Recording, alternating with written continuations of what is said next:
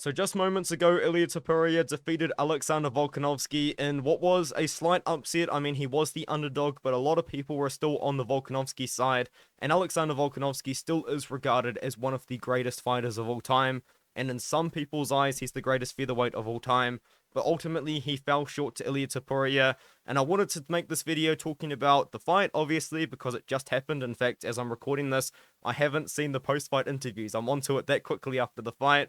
And secondly, what is next for Topuria?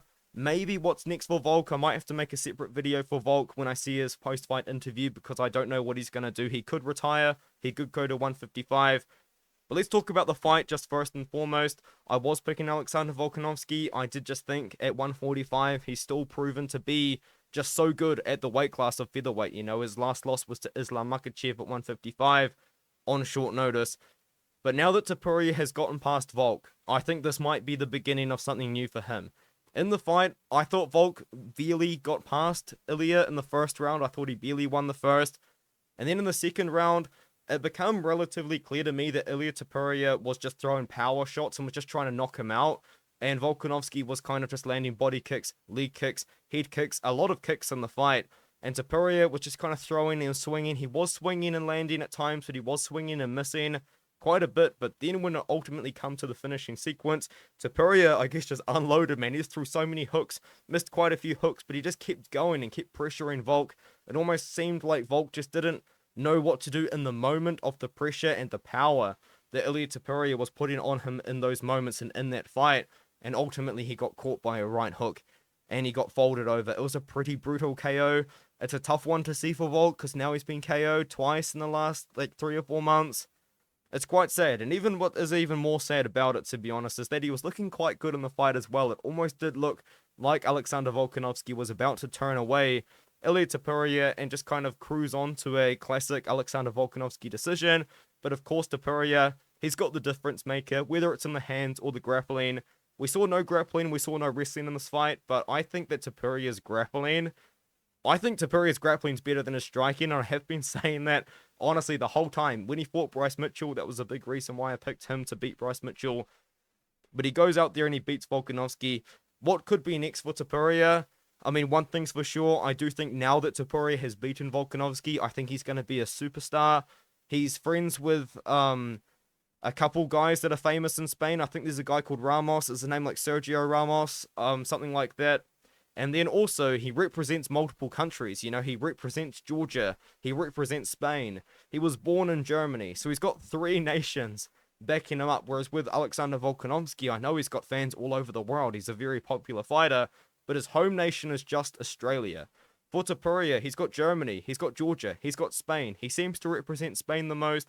He seems to be wanting to bring UFC back to Spain.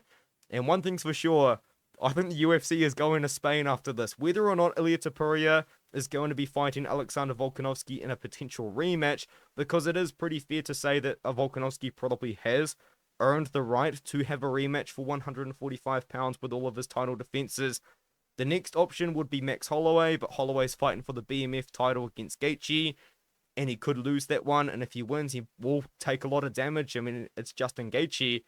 So I think what they can do right now is set up a big fight. Undefeated versus undefeated. Movsar Evloev versus Ilia Topuria in Spain in the middle of the year. Why not?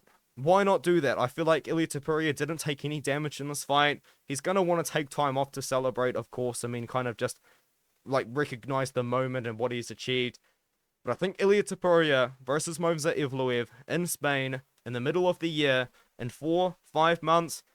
I mean, maybe 6 months. I think that's it. Topuria versus Evloev next. But Volkanovski has earned the rematch, in my opinion. I just don't know if he's going to take it. Volk's been talking about 155 for a long time.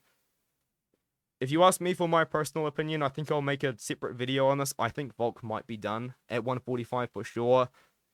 I would rather see Volk retire. I don't think Volk's got anything to prove, man. I don't think Volk can beat Islam at 155. I don't think Volk can beat Charles at 155. I don't know if he can beat Arman Sarukian at 155. You know, there's a lot of guys at that weight class at 155. I think I would pick against Volk, and Volk's been KO'd twice in the last 3 months. I would rather see Volk take 6 to 8 months off He's been KO'd twice in the last 3 to 4 months. I would rather see Volk take time away, spend time with his young family, which he's got. He's obviously made a lot of money. He earned a lot of money in the Islam fight. He's got a great contract. In fact, he signed a new contract because he fought the Islam fight. I'd rather see Volk just take time off, man. You know, he's got money. He's got what he needs. He's got fame. He's got fortune. I think Volk should just sit away for a little bit, maybe 6 months at least, just because he's been KO'd twice in the last 3 months, man. I just don't want to see Volk get in there too quickly, but I might make a separate video on that. Ilia Topuria, I think it's the beginning of a new era.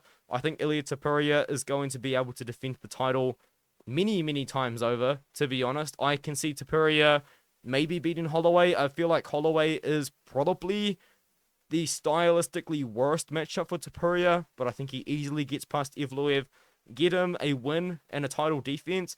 Make him a star by using Sergio Ramos or whoever it is, and the fact that he's going to bring UFC to Spain, and then you can do a Holloway versus Topuria fight. I think that would be massive. Let me know what you think in the comments below, and I'll see you guys in the next one.